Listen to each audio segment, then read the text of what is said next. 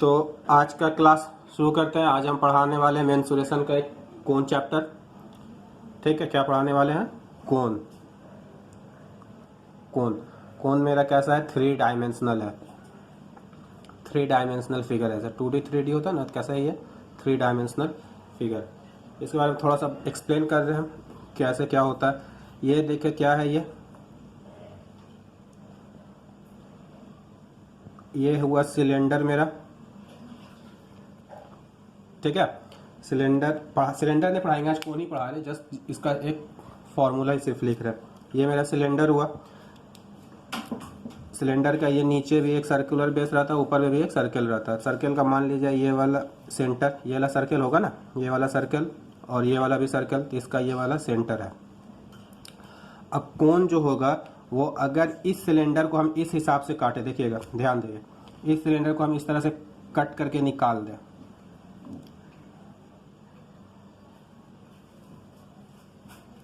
ठीक है, ये जो पोर्शन मेरा बना, ये वाला, यही मेरा क्या हो गया? कोन। जैसे यहाँ पे बनाए हम,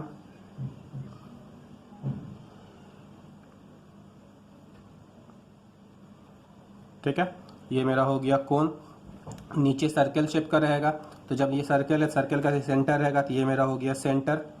अब आपको पता होगा सेंटर से जो सरकमफ्रेंस से जो लाइन टच करता है उसको क्या बोला जाता है? रेडियस। तो ये मेरा हो गया रेडियस। ठीक, ये हो गया रेडियस। और सेंटर से टच करते हुए यहाँ ये वाला जो पॉइंट हुआ उसको जो लाइन ज्वाइंट करता है परपेंडिकुलर, ये 90 डिग्री रहता है। ठीक, ये 90 डिग्री, ये कहलाता है हाइट। ये आर हो गया, ये मेरा हो गया क्या? एच हो गया। और ये जो है इसको बोला जाता है स्लांट हाइट। क्या बोला जाता है? Slant height. एल सिंबल से इसको लिखा जाता है, इसका नाम होता है स्लांट हाइट। ठीक है, ये हाइट है और ये आपका स्लांट हाइट हुआ, और ये क्या हो गया? रेडियस हो गया। बात आ रहा समझ में?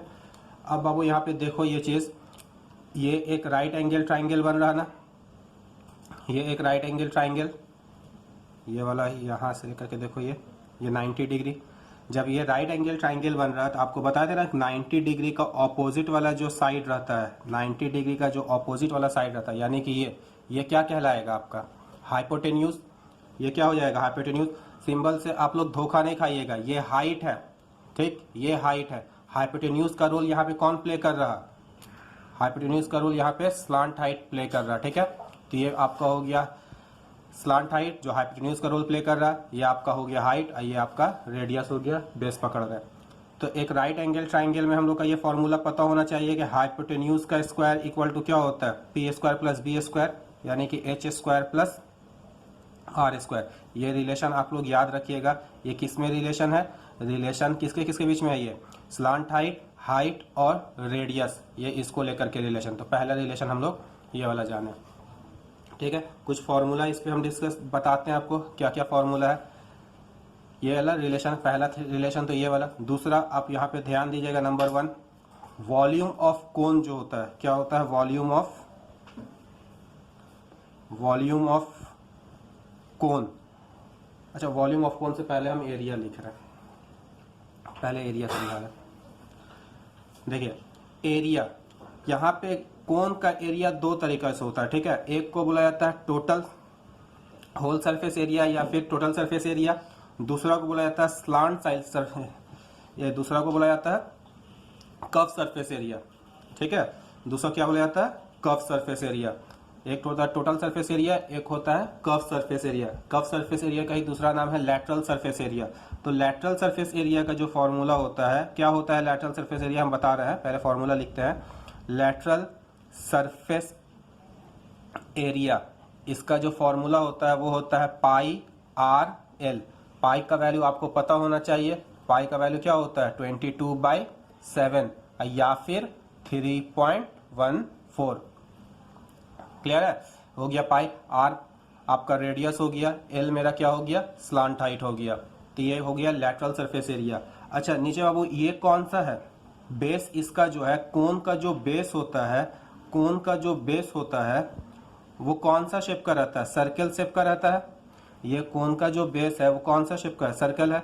तो सर्कल का एरिया फॉर्मूला क्या होता है, पाई आर स्क्वायर।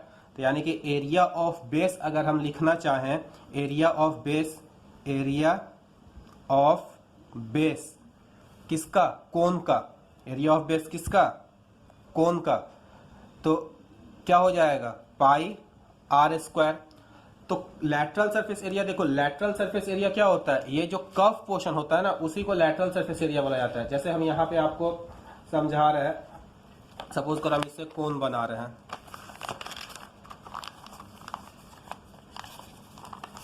ये इस टाइप का मेरा क्या हो गया, ये कोन बन गया। देखिए ये मेरा क्या हो गया, कोन है ना, ये कोन बन गया इस टाइप का। तो ये जो पोर्शन हुआ, ये जो कर्व टाइप का, ठीक, उसको बोला जाता है लैटरल सरफेस एरिया या फिर कर्व सरफेस एरिया। नाम से ही पता चल रहा है, ये जो कर्व पोर्शन, ये जो कर्व पोर्शन आ रहा है, ये पूरा कर्व, ठीक है, ये पोर्शन पूरा, तो इसको बोला जाता है लैटरल सरफेस एरिया या फिर कर्व सरफेस एरिया। अगर लैटरल सरफेस एरिया में एरिया ऑफ बेस दोनों को अगर हम ऐड कर दें, तब कहलाता है मेरा टोटल सरफेस एरिया। क्या कहलाता है मेरा, टोटल सरफेस एरिया या फिर होल सरफेस एरिया। ये क्या बन जाएगा, कर्व सरफेस एरिया जो रहता है वो रहता है pi r l plus area of base. Area of base क्या होता है, पाई आर स्क्वायर। अब यहीं से पाई आर कॉमन लेते हैं तो बचता क्या है, एल प्लस आर। तो ये ठीक है, तो ये मेरा एक फॉर्मूला आया। क्या फॉर्मूला आया, टोटल सरफेस एरिया का ये फॉर्मूला आया। क्लियर है बाबू। तो अभी हम लोग तीन चीज यहाँ पे देखें। पहला चीज तो स्लांट हाइट और रेडियस में क्या रिलेशन होता है, क्या रिलेशन होता है, L square equal to H square plus R square. H मतलब आप लोग मत समझ जाइएगा हाइपोटेन्यूज वाला, ठीक है, ये फॉर्मूला काफी गलती होता है लड़कों लोग को याद करने में, ठीक, स्लांट हाइट है ये। दूसरा चीज ये जाने हैं कि लैटरल सरफेस एरिया का फॉर्मूला क्या होता है, पाई आर एल। तीसरा यहाँ पे हमको ये पता हुआ कि जो कोन का बेस होता है वो क्या रहता है, सर्कल शेप का रहता है, और सर्कल का एरिया का फॉर्मूला क्या होता है, पाई आर स्क्वायर। तो जब सर्कल का एरिया के स्क्वायर, सॉरी सर्कल का एरिया का फॉर्मूला होता है पाई आर स्क्वायर, तो area of base of cone क्या हो जाएगा, पाई आर स्क्वायर। तो ये हमारा हो गया कर्व सरफेस एरिया, ये मेरा हो गया एरिया ऑफ बेस। अगर इन्हीं दोनों को मिला देते हैं हम, पाई आर एल और पाई आर स्क्वायर, इन दोनों को मिला देते हैं तो ये क्या कहलाता है, टोटल सरफेस एरिया, ठीक है, टोटल सरफेस एरिया। तो यहाँ से हम वही पाई आर कॉमन लिए, तो ये, तो आपको ये तीन फॉर्मूला लिखना है। पहला ये रिलेशन लिखना है, दूसरा लैटरल सरफेस एरिया का फॉर्मूला क्या होता है वो लिखना है, तीसरा टोटल सरफेस एरिया क्या होता है। क्लियर है। अब थोड़ा वॉल्यूम की बात करते हैं, क्या है वॉल्यूम।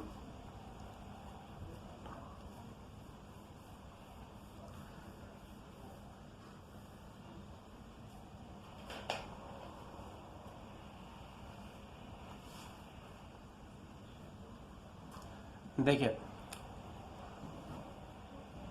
कोन का वॉल्यूम बताने से पहले हम सिलेंडर का वॉल्यूम एक बार आपको बता रहे हैं। सिलेंडर का जो वॉल्यूम ऑफ सिलेंडर होता है, बस सिर्फ फॉर्मूला याद रखिएगा, वॉल्यूम ऑफ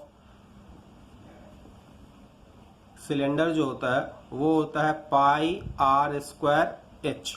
क्या होता है volume of cylinder, pi are square H. ये सिर्फ याद रखिएगा वॉल्यूम ऑफ सिलेंडर का। रिलेशन आता है इन दोनों में, इसलिए हम अभी इसको बता दे रहे हैं कोन और वॉल्यूम में, इसमें कोन और सिलेंडर में क्या रिलेशन है। क्लियर है।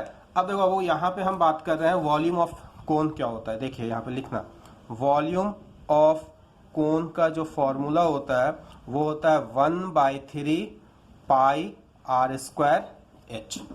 क्या होता है वॉल्यूम ऑफ कोन का formula, 1/3 pi are square H. अच्छा अब यहाँ पे ये ध्यान दो, ये पाई आर स्क्वायर एच किसका फॉर्मूला बताए हम, पाई आर स्क्वायर एच किसका बताए हम, वॉल्यूम ऑफ सिलेंडर का, वॉल्यूम ऑफ सिलेंडर का ना। तो हम ये चीज नहीं लिख सकते हैं volume of cone equal to ये 1/3 ऐसे ही रहने दिए। ये पाई आर स्क्वायर एच के जगह पे हम ये लिख सकते हैं volume of cylinder into volume of cylinder. बात आ रहा समझ में।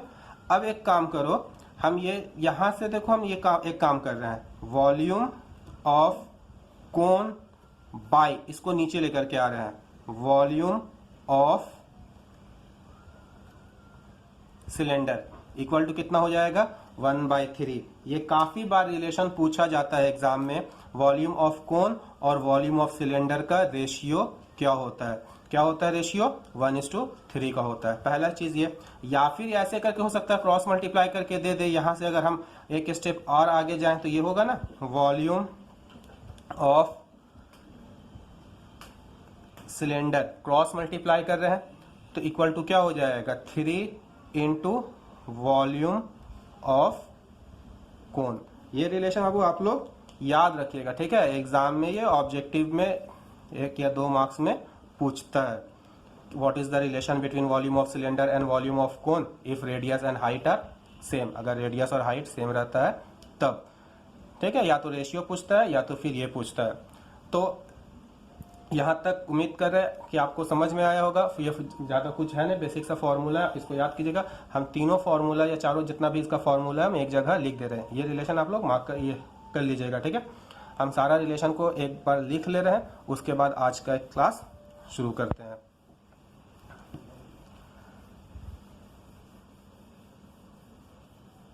तो एक बार हम फॉर्मूला एक जगह लिख दे रहे हैं, ठीक है।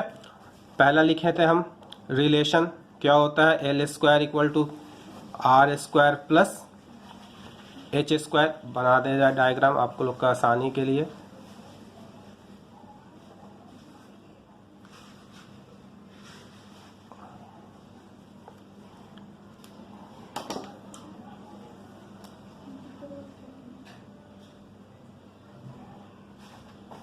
ये हो गया आपका रेडियस, ये हो गया आपका हाइट, ये स्लांट हाइट।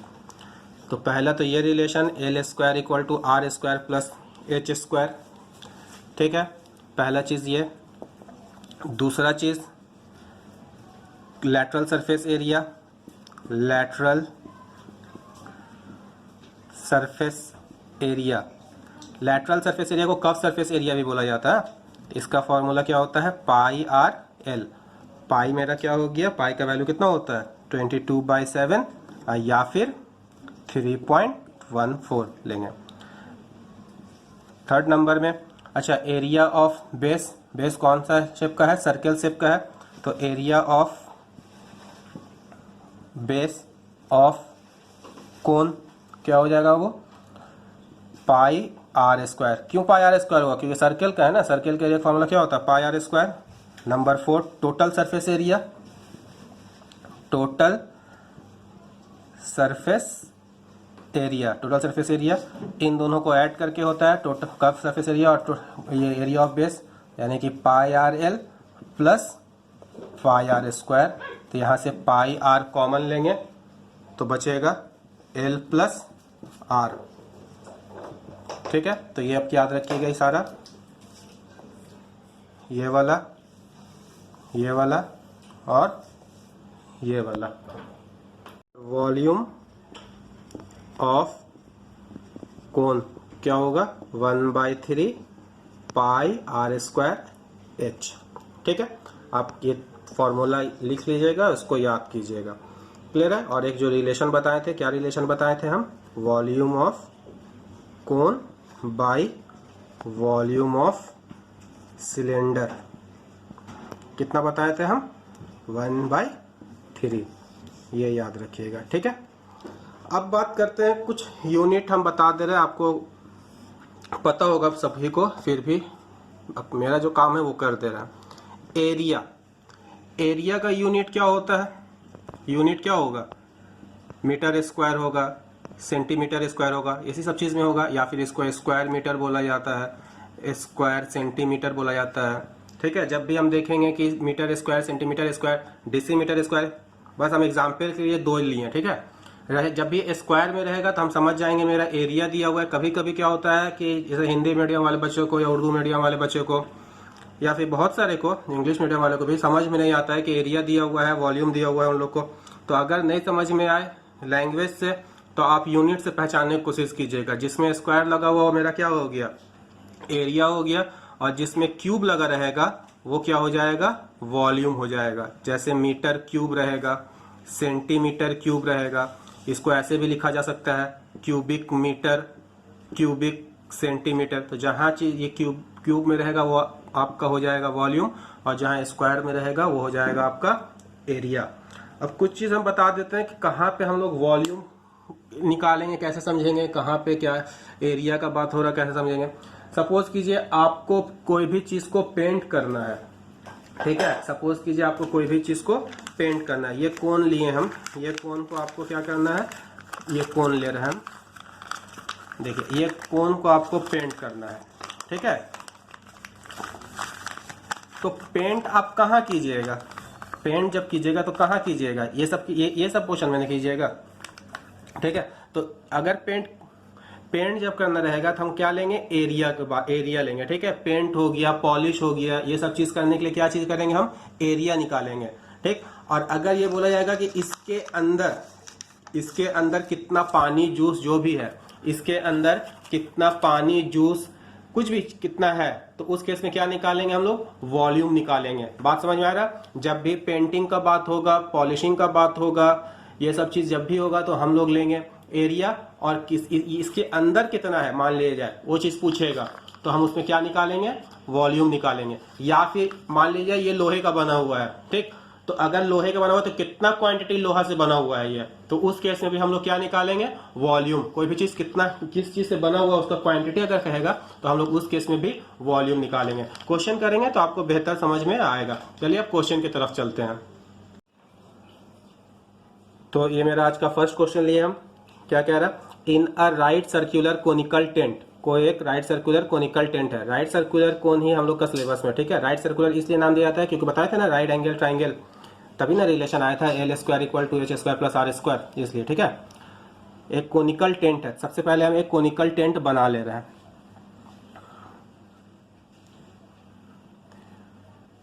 मेरा डायग्राम पे मत जाना कोई,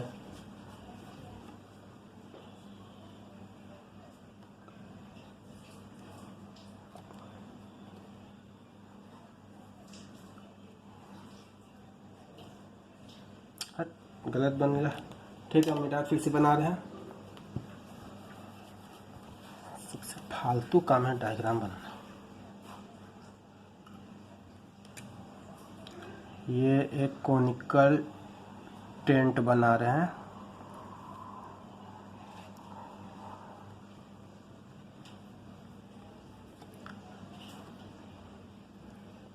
चलो मान लीजिए कोनिकल टेंट है, नीचे सर्कल शेप का, तो ये हो गया सेंटर, ठीक।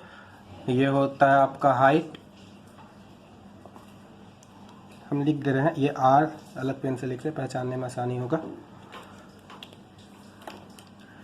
ये हो गया रेडियस, ये हो गया आपका हाइट, और ये हो गया आपका L। अब क्वेश्चन पढ़ते हैं। कह रहा है in a right circular conical tent 11 person can stay. इसके अंदर कितना आदमी रह सकता है, 11%, ठीक है। फॉर ईच पर्सन, हर एक पर्सन के लिए 4 metre square space in the base and 20 metre cube air are necessary. इसका मीनिंग क्या हुआ, ईच पर्सन मतलब हर एक आदमी के लिए 4 मीटर स्क्वायर स्पेस, यहाँ पे गौर करेंगे, 4 metre square space in the base and 20 metre cube air are necessary. ध्यान देंगे 4 मीटर स्क्वायर मतलब क्या हो गया, हर एक आदमी, मीटर स्क्वायर किसका यूनिट होता है, एरिया का। हर एक आदमी कितना एरिया ले रहा है, 4 मीटर स्क्वायर। अब बताओ वो एक आदमी 4 मीटर स्क्वायर एरिया ले रहा, टोटल कितना आदमी है, 11। तो 11 आदमी कितना लेगा, 11 इंटू 4 मतलब 44। बात आ रहा समझ में। उसी हिसाब से तो एक आदमी कितना एयर ले रहा है, एयर मतलब सिर्फ बताना चाह रहा वॉल्यूम। एक आदमी कितना वॉल्यूम ले रहा है, 20 मीटर क्यूब। तो 11 आदमी कितना लेगा, 11 इंटू 20 यानी कि 220। बात आ रहा समझ में। हम लिख रहे हैं यहाँ पे, देखो ईच पर्सन रिक्वायर कितना, ईच पर्सन रिक्वायर कितना बताओ, 4 मीटर स्क्वायर स्पेस। तो ईच मतलब क्या हो गया, 1। तो 1% रिक्वायर 4 मीटर स्क्वायर स्पेस, तो टोटल कितना है 11%।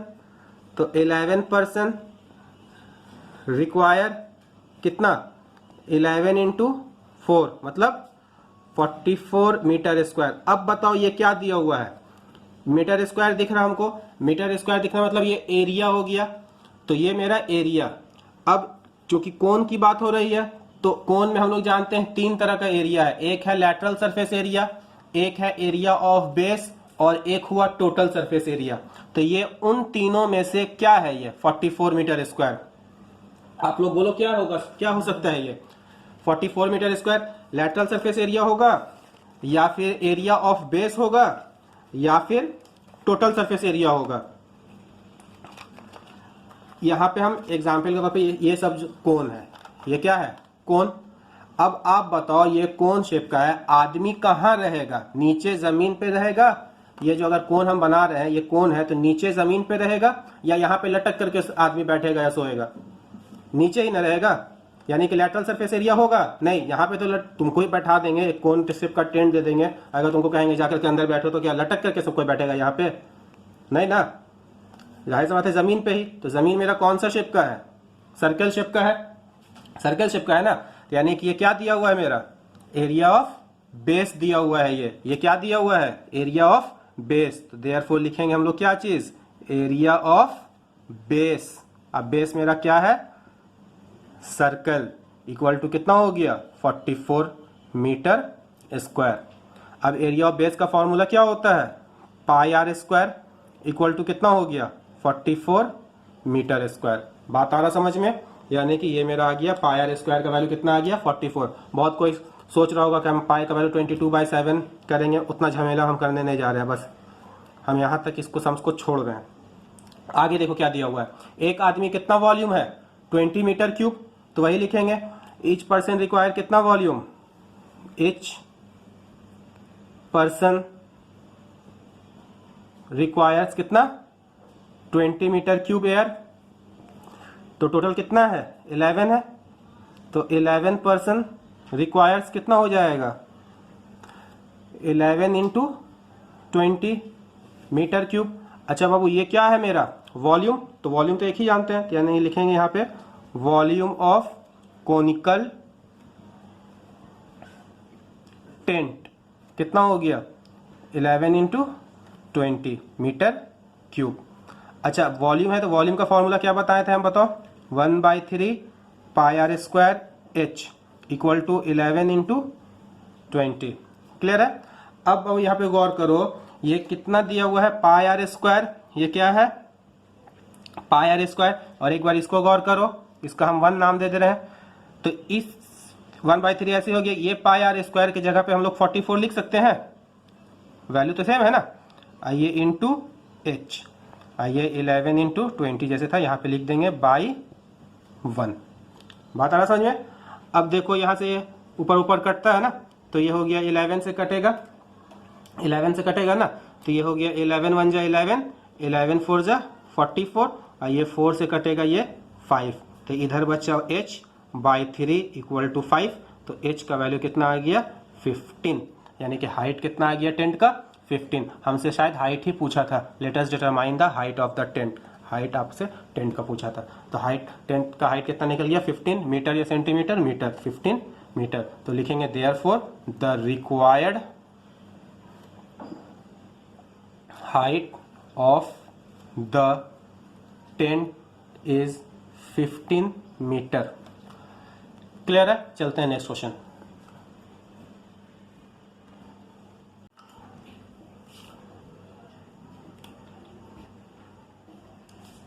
तो बाबू ये मेरा आज का सेकंड क्वेश्चन हुआ।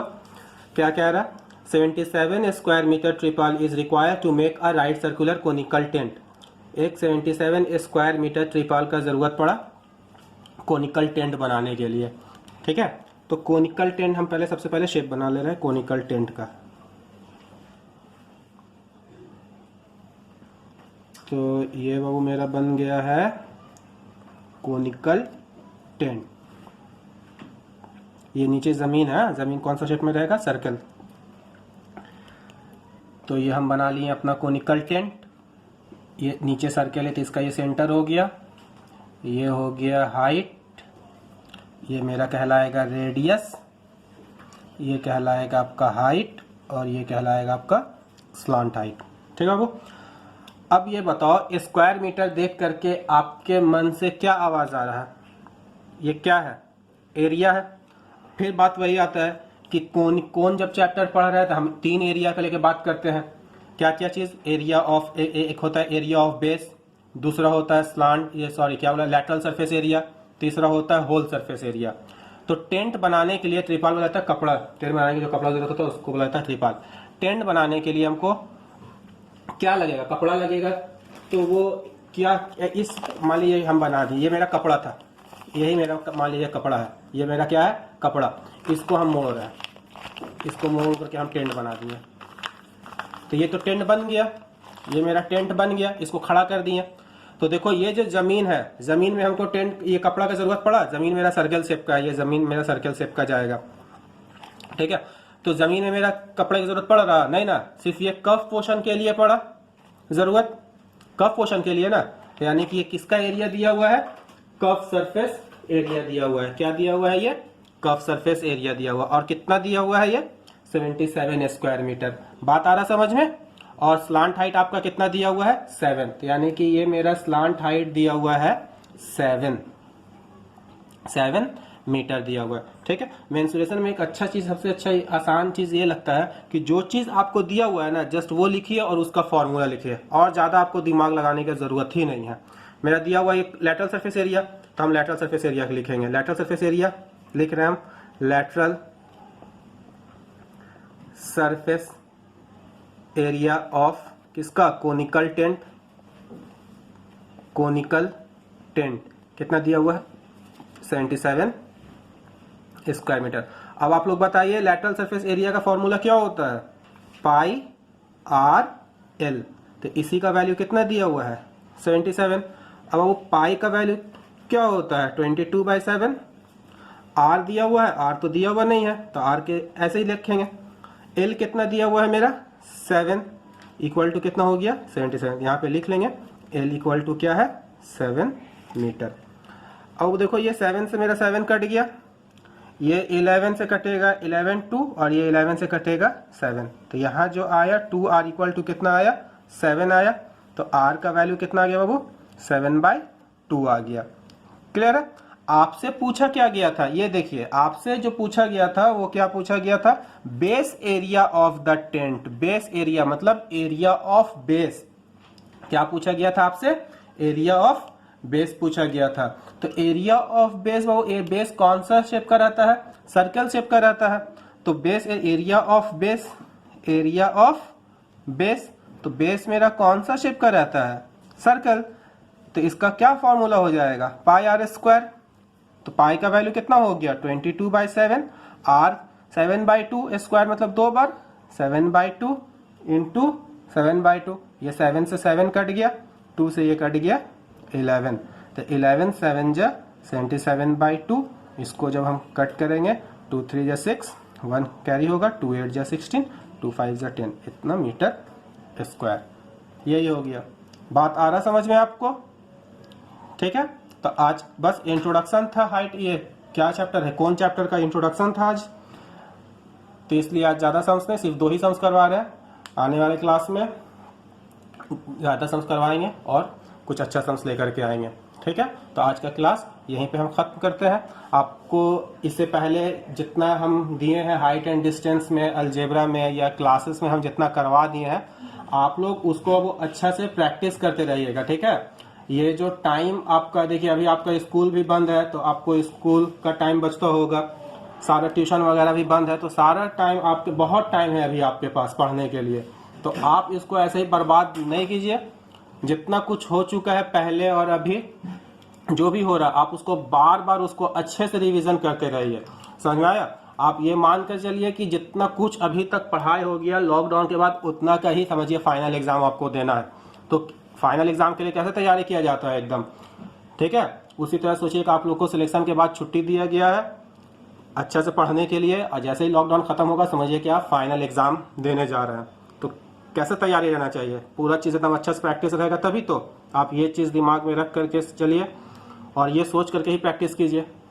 जितना चीज़ हो गया है उसको अच्छा से, जितना ज़्यादा से ज़्यादा हो सकता है प्रैक्टिस कीजिए। सिर्फ मैथ्स की ही बात नहीं कर रहे, बाकी जितना भी सब्जेक्ट है आपका, history, geography, life science, physical science, जो भी है, ठीक है। तो आज का क्लास हम यहीं पे ख़त्म करते हैं।